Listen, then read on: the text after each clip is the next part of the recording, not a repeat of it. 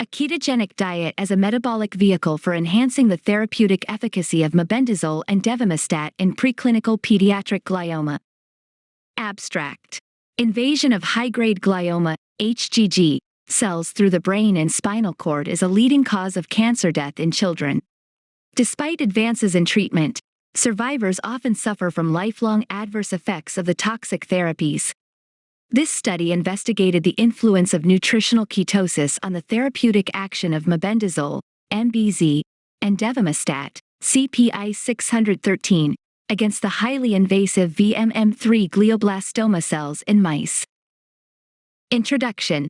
The alarming rise in incidence of glioblastoma, GBM, across all age groups over the last 21 years requires immediate action for management and prevention. Diffusely infiltrating pediatric high-grade gliomas, HGGs, are the leading cause of cancer death in children in the U.S., with no improvement in management in over 10 years. Most survivors experience multiple adverse effects that significantly reduce quality of life. The response to chemotherapy is poor in most pediatric brain cancer patients, with survivors experiencing unacceptable toxicity and reduced quality of life. Temozolomide chemotherapy, which has only modest therapeutic benefit in adult glioma patients, is overly toxic and without therapeutic benefit for pediatric brain cancer patients. This failure is likely due to the metabolic properties of the neoplastic tumor cells. In contrast to the complex genetic heterogeneity seen in gliomas, aerobic glucose fermentation, Warburg effect, is the common metabolic phenotype seen in most high-grade pediatric and adult gliomas. In addition to aerobic carbohydrate fermentation, brain tumor cells are also dependent on glutamine fermentation for growth and survival. We recently showed how the glutamine antagonist, 6-diazo-5-oxo-L-norleucine, DON, administered together with a calorically restricted ketogenic diet, KDR, managed late-stage orthotopic growth in 2 syngeneic mouse models of GBM. DON targets glutaminolysis, while the restricted ketogenic diet reduces glucose and simultaneously elevates ketone bodies that are neuroprotective and non-fermentable. The diet-drug therapeutic strategy killed tumor cells while reversing disease symptoms and improving overall survival. The antiparasitic drug mebendazole, MBZ, showed preclinical efficacy in models of glioblastoma and medulloblastoma. The mechanism by which mebendazole inhibits tumor growth is due in part to the inhibition of glucose uptake in glycolytic enzymes. Mebendazole has relatively low toxicity in both adults and in children. As systemic bioavailability is best when mebendazole is administered orally with fatty foods, we administered mebendazole with a ketogenic diet to young mice with invasive VMM3 glioma in this study. VMM3 glioblastoma cells invade the spinal cord from the brain implantation site in young mice. VMM3 tumor cells were implanted into the brains of young mice of the syngeneic VMDK inbred strain. The mice were imaged for bioluminescence on day 6 after tumor implantation to ensure tumor uptake. The ketogenic diet enhances the therapeutic effects of mebendazole and DON against VMM3 glioblastoma cell growth in brain and spread to spinal cord in young mice. After bioluminescence imaging, the mice were divided into diet-drug groups. Mebendazole, 100 mg per kilogram body weight, was administered to the mice in the ketogenic diet group for 3 consecutive days per week. The ketogenic diet, without mebendazole, was administered alone on the off days. DON, 1.0 mg per kilogram body weight, was injected once or twice per week. All in all, there were 4 experiments conducted in this study, all studying different cohorts, but with the same results. Experiment 1. The imaging data in Figure 1D through G show that brain bioluminescence, indicated as number of photons times 10x, was significantly lower, both in vivo and ex vivo, in the mice treated with ketogenic diet plus mebendazole or with ketogenic diet plus DON, than in either mouse group receiving the ketogenic diet alone, or in the 2 mice that received the chow diet alone. Chow meaning a standard diet high in carbs. We will show you the figures of this study in the second part of this video. The photon measurement is indicative of tumor ATP synthesis and viability. The greater the bioluminescence, photon counts, the faster the tumor growth, while the lower the bioluminescence, the slower the tumor growth. Experiment 2. The greatest reductions in brain bioluminescence were seen in the ketogenic diet plus mebendazole and ketogenic diet plus DON groups, indicating a significant diet-drug therapeutic synergy. Experiment 3 involved a further evaluation of the ketogenic diet plus mebendazole compared to the chow control group. Ex vivo bioluminescent photon values were compared for individual mice that were either untreated, chow control, or treated with ketogenic diet plus mebendazole, 100 mg per kilogram body weight. Brain photons were counted 12 days after brain implantation of VMM3 tumor cells. It is clear that the tumor cell bioluminescence was significantly lower in the mice receiving ketogenic diet plus mebendazole than in the mice receiving the control chow diet. The data from experiment 4 showed that overall survival was longer in the ketogenic diet-fed mice than in the chow-fed control mice. But the overall survival was significantly longer in mice receiving the ketogenic diet additionally containing either mebendazole or DON than in mice receiving the ketogenic diet alone.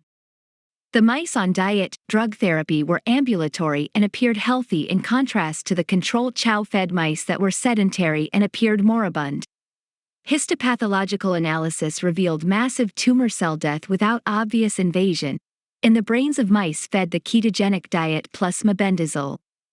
Mebendazole targets both the glutaminolysis and the glycolysis pathways in cultured VMM3 cells. Mebendazole treatment reduced the bioluminescence in the VMM3 cells in a dose-dependent manner. Bright field images showed that mebendazole killed the tumor cells at the highest dose. In contrast to mebendazole, which showed a dosage effect for viability, no dosage effect for proliferation was seen for DON. About 50% of the tumor cells were killed after 24 hours of the treatment.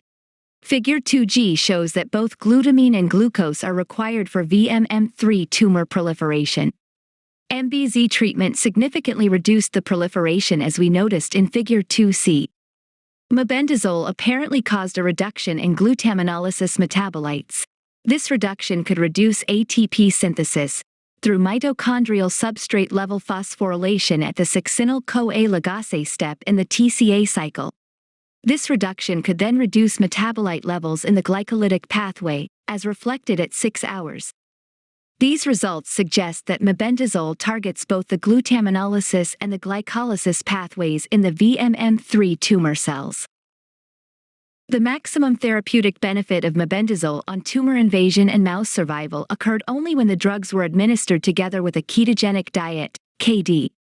Mebendazole reduced tumor cell growth and invasion when evaluated under in vitro and in vivo conditions, through inhibition of both the glutaminolysis and the glycolysis pathways.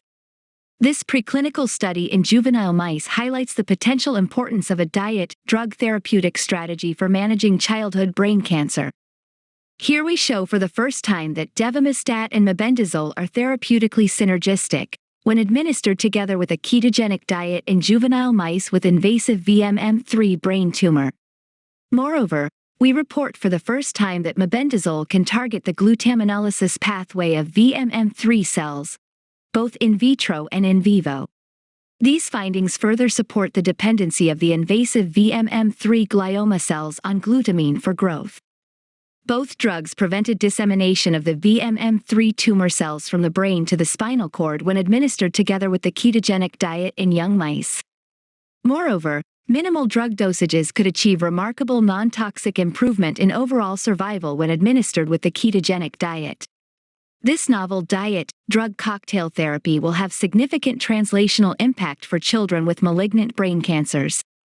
Results.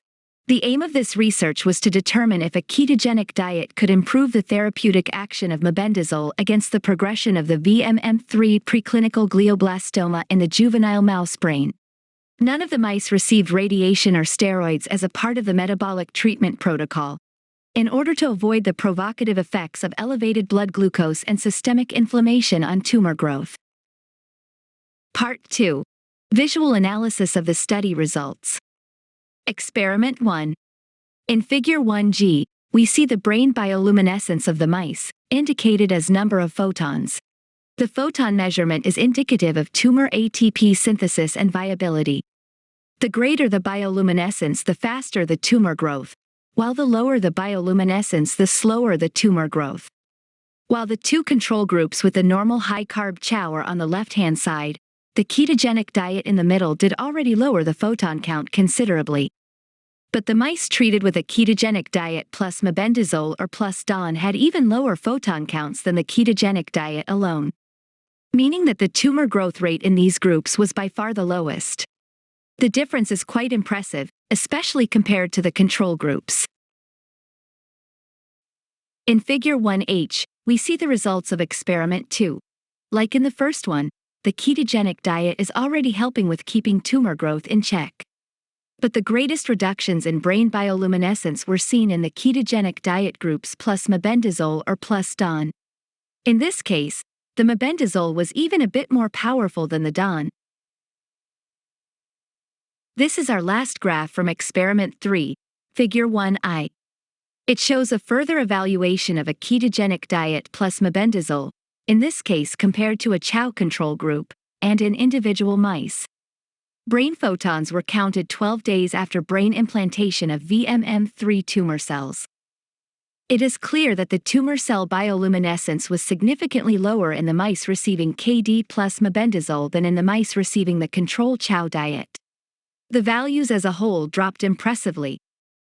What's more impressive is that in 2 mice the tumor activity almost showed no photon signals at all, meaning that tumor growth had almost completely halted.